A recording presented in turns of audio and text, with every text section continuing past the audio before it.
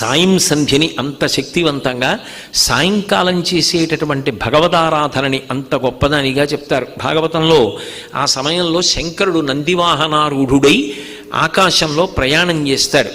కాబట్టి ఈ సాయంకాలం అయింది, ప్రదోషం, ఇక చీకటి వస్తోంది. త్రియామాం వామంతే సృజతి రజనీ నాయకతయా అంటారు శంకరాచార్యులు వారు సౌందర్యలహరిలో.